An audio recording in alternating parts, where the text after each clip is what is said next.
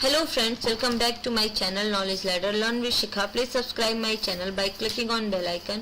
और ये है करंट अफेयर्स और आज है 27 नवंबर 2020 और आज के जितने भी मोस्ट इम्पॉर्टेंट करंट अफेयर के क्वेश्चन बनते हैं उनको लेके मैं आ गई हूँ। तो शुरू करते हैं। तो प्रश्न है, हाल ही में प्रधानमंत्री 25 नवंबर को किस विश्वविद्यालय के स्थापना दिवस के शताब्दी समारोह में शामिल हुए हैं? आंसर है लखनऊ विश्वविद्यालय। अब शुरू करते हैं आज के प्रश्न। तो फर्स्ट क्वेश्चन है, हाल ही में भारत में प्रत्येक वर्ष संविधान दिवस किस दिन मनाया जाता है? आंसर है 26 नवंबर को। जानते इसके बारे में प्रमुख बिंदु। भारत का संविधान लचीला, मजबूत और व्यवहारिक है। यह शांति और युद्ध काल में देश को एकजुट रखने में सक्षम है। प्रत्येक वर्ष 26 नवंबर को संविधान दिवस भारत के संविधान के महत्व को समझाने के लिए मनाया जाता है। इस दिन लोगों को बताया जाता है कि कैसे हमारा संविधान देश की तरक्की के लिए महत्वपूर्ण है और साथ ही डॉक्टर बी.आर. अम्बेडकर को देश के संविधान निर्माण में किन किन कठिन परिस्थितियों का सामना करना पड़ा। स्वतंत्र भारत के इतिहास में 26 नवंबर का अपना ही महत्व है, क्योंकि इस दिन वर्ष 1949 में संविधान सभा द्वारा भारत के संविधान को स्वीकृत किया गया था, जो 26 जनवरी 1950 को प्रभाव में आया।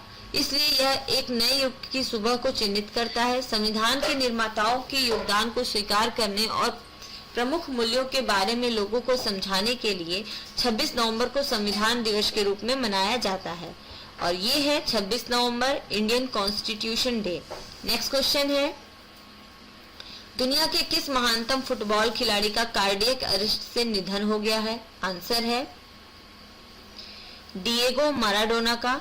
जानते हैं इसके बारे में प्रमुख बिंदु। अर्जेंटीना के विश्व प्रसिद्ध फुटबॉल खिलाड़ी डिएगो माराडोना का दिल का दौरा पड़ने के बाद 25 नवंबर 2020 को निधन हो गया। वे 60 वर्ष के थे। स्टार फुटबॉलर डिएगो माराडोना का जन्म 30 अक्टूबर 1960 को हुआ था और उन्होंने अपने पेशेवर करियर की शुरुआत 16 साल की उम्र में अर्जेंटीना जूनियर्स के साथ की थी और कुछ ही वर्षों में वो फुटबॉल खेलने वाले विश्व के सबसे महान खिलाड़ी बने। डिएगो अर्मांडो माराडोना अर्जेंटीना के सबसे प्रसिद्ध प्रोफेशनल फुटबॉल प्लेयर और मैनेजर थे, जिन्हें दुनिया के महानतम फुटबॉल प्लेयर में से एक माना जाता है। उन्हें फीफा का 20th सेंचुरी अवार्ड एक अन्य प्लेयर के साथ संयुक्त रूप से दिया गया है और ये है डिएगो मैराडोना, जिनका कि दिल का दौरा पड़ने की वजह से 25 नवंबर 2020 को निधन हो गया है। नेक्स्ट क्वेश्चन है, ऑस्कर अवार्ड्स के लिए किस फिल्म को भारत का आधिकारिक प्रविष्टि के तौर पर चुना गया है? आंसर है जल्लीकट्टू। जानते हैं इसके बारे में प्रमुख बिंदु। मलयालम फिल्म जल्लीकट्टू को विदेश भाषा में की फिल्म श्रेणी में ऑस्कर के लिए भारत की आधिकारिक प्रविष्टि के तौर पर चुना गया। इस फिल्म को सर्वसम्मति से हिंदी, मराठी और अन्य भाषाओं की 27 प्रविष्टियों में से चुना गया था। जल्लीकट्टू फिल्म का नाम दक्षिण में लोकप्रिय और विवादास्पद बुल टेमिंग कार्यक्रम से लिया गया है।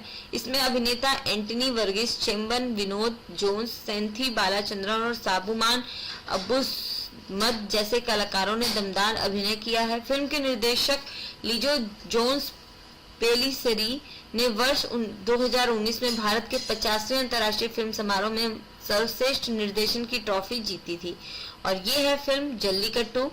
नेक्स्ट क्वेश्चन है, इजरायली प्रधानमंत्री और अबू धाबी के क्राउन प्रिंस मोहम्मद बिन जायद अल नाहयान को किस पुरस्कार के लिए नामांकन किया गया है? आंसर है नोबेल शांति पुरस्कार 2021 के लिए। जानते हैं इसके बारे में प्रमुख बिंदु। इजराइल के प्रधानमंत्री बेंजामिन नेतन्याहू और अबू धाबी के क्राउन प्रिंस मोहम्मद बिन जायद अल नाहयान को दो देशों के बीच परस्पर रणनीति और राजनीतिक संबंधों की स्थापना में उनके महत्वपूर्ण योगदान के लिए नोबेल शांति पुरस्कार 2021 के लिए नामांकित किया गया। 25 नवंबर 2020 को नोबेल शांति पुरस्कार विजेता लॉर्ड डेविड ट्रिपल ने नोबेल शांति पुरस्कार 2021 के लिए प्रधानमंत्री बेंजामिन नेतन्याहू और अबू धाबी के क्राउन प्रिंस की उम्मीदवारी प्रस्तुत की। उत्तरी आयरलैंड के पूर्व मंत्री लॉर्ड डेविड ट्रिपल ने वर्ष 1998 में नोबेल शांति पुरस्कार जीता था, जो उन्हें दूसरों को इस शांति पुरस्कार के लिए नामित करने का विशेषाधिकार देता है। और ये है इजराइल के प्रधानमंत्री बेंजामिन नेतन्याहू, ये है, और अबू धाबी के क्राउन प्रिंस मोहम्मद बिन जायद अल नाहयान ये है। नेक्स्ट क्वेश्चन है,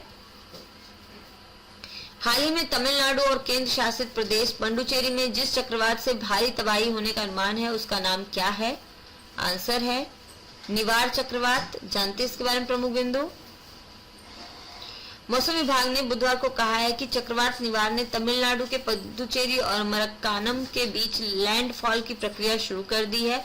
तटीय तमिलनाडु और पुडुचेरी पर बहुत गंभीर चक्रवाती तूफान टकराने लगा है और निचले इलाकों के 1 लाख से अधिक लोगों को सुरक्षित निकाल लिया गया। निवार के चलते भारी बारिश और तेज हवाएं चल रही हैं। चक्रवात निवार की वजह से गुरुवार तक सार्वजनिक अवकाश घोषित किया गया है। चेन्नई हवाई अड्डे और मेट्रो सेवाओं को बंद किया गया है।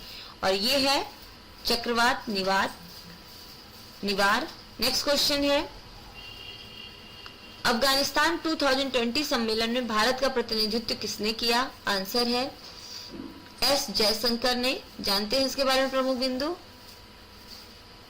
भारतीय विदेश मंत्री एस जयशंकर ने अफगानिस्तान 2020 सम्मेलन में भारत का प्रतिनिधित्व किया और इस सम्मेलन में बोलते हुए उन्होंने अफगानिस्तान में हिंसा को रोकने के लिए तत्काल और व्यापक संघर्ष विराम का आह्वान किया। उन्होंने इस बात पर विशेष बल दिया कि अफगानिस्तान के लिए अपनाई जाने वाली शांति प्रक्रिया अफगान के नेतृत्व वाली, अफगान के स्वामित्व वाली और अफगान नियंत्रित होनी चाहिए।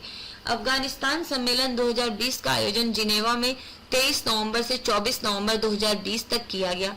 इस सम्मेलन की मेजबानी संयुक्त राष्ट्र इस्लामिक रिपब्लिक ऑफ अफगानिस्तान और फिनलैंड सरकार ने एक साथ मिलकर की थी।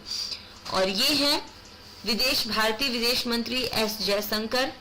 नेक्स्ट क्वेश्चन है, हाल ही में किस भारतीय खिलाड़ी को ICC player of the decade award के लिए नामित किया गया है? आंसर है विराट कोहली को। जानते हैं इसके बारे में प्रमुख बिंदु? इंटरनेशनल क्रिकेट काउंसिल ने इस मंगलवार को भारत के कप्तान विराट कोहली और स्पिनर रविचंद्रन अश्विन को अंतर्राष्ट्रीय क्रिकेट में उनके शानदार प्रदर्शन के आधार पर ICC player of the decade award के लिए नामित किया गया है। यह अवार्ड पिछले दशक वर्ष अर्थात 2010 से 2019 के लिए प्रदान किया जाएगा। भारतीय कप्तान विराट कोहली को सभी 5 पुरुष वर्गों में नामित किया गया है। आईसीसी द्वारा अपने इस प्रतिष्ठित पुरस्कार के लिए कुल 7 खिलाड़ियों का नामांकन किया गया है और ये हैं भारतीय कप्तान विराट कोहली। नेक्स्ट क्वेश्चन है, हाल ही में अमेरिका के नए राष्ट्रीय सलाहकार कौन नियुक्त हुए हैं? आंसर है जैक सुलिवान। जानते हैं इसके बारे में प्रमुख बिंदु? अमेरिकी राष्ट्रपति जो बाइडेन ने जैक सुलिवान को अपना राष्ट्रीय सुरक्षा सलाहकार नियुक्त किया है। जैक सुलिवान ने अपनी नियुक्ति के बाद पहली प्रक्रिया में कहा कि जो बाइडेन ने उन्हें सिखाया है कि सरकार के सर्वोच्च स्तर पर देश की सुरक्षा कैसे की जाती है। उन्होंने कहा कि बतौर एनएसए वो काम करेंगे जिससे उनका देश सुरक्षित रहे। और ये है जैक सुलिवान। नेक्स्ट क्वेश्चन है, पेजर बुक के नए ब्रांड एम्बेसडर कौन बने हैं? आंसर है अक्षय कुमार। जानते हैं इसके बारे में प्रमुख बिंदु? बॉलीवुड अभिनेता अक्षय कुमार को वर्ष 2022 तक staff management solution provider pager book के नए ब्रांड एम्बेसडर के रूप में चुना गया। एम्बेसडरशिप का लक्ष्य FY 2021 द्वारा 1 करोड़ पंजीकृत यूजर्स तक पहुंचने के अपने प्रयासों में पेजर बुक को आगे बढ़ाना है। अक्षय कुमार ने कहा, पेजर बुक की यूएसपी वास्तव में आत्मनिर्भर भारत की भावना का प्रतिनिधित्व करती है। और ये है बॉलीवुड अभिनेता अक्षय कुमार, जिनको कि पेजर बुक का ब्रांड एम्बेसडर बनाया गया है। नेक्स्ट क्वेश्चन है, Indian icon a cult called royal Enfield पुस्तक के लेखक कौन है? आंसर है अमृतराज। जानते हैं इसके बारे में प्रमुख बिंदु? Indian icon a cult in royal Enfield नामक एक नई पुस्तक में लेखक अमृतराज ने ब्रांड, कंपनी और उन व्यक्तियों की कहानी को चित्रित किया जिन्होंने इसे बनाया है। यह पुस्तक नए के साथ रॉयल एनफील्ड के पुराने गार्ड के टकराव की कहानी भी है, जिसमें व्यवसाय में नाटकीय बदलाव आया है। पहली बार वैश्विक बाजारों के लिए premium home grown consumer brand बनाने के लिए पुस्तक ने पर्दे के पीछे के ड्रामे और नंगे पोर की लड़ाई की। पुस्तक को वेस्टलैंड बुक्स द्वारा प्रकाशित किया जाएगा। और ये है वो पुस्तक, Indian icon a cult called royal Enfield. इसको की अमृत राज ने इसके लेखक हैं। तो फ्रेंड्स, कंप्लीट होते हैं आज के 10 मोस्ट इंपॉर्टेंट करंट अफेयर के क्वेश्चन। अब जानते हैं आज का बोनस प्रश्न क्या है। तो प्रश्न है, राष्ट्रीय दुग्ध विकास दिवस कब मनाया गया? इसका आंसर आप सभी मेरे कमेंट बॉक्स में जरूर लिखिए और अगर आपको मेरा चैनल पसंद आता है तो प्लीज इसको लाइक, शेयर और सब्सक्राइब कीजिए। Thanks for watching. कल फिर मिलते हैं। बाय।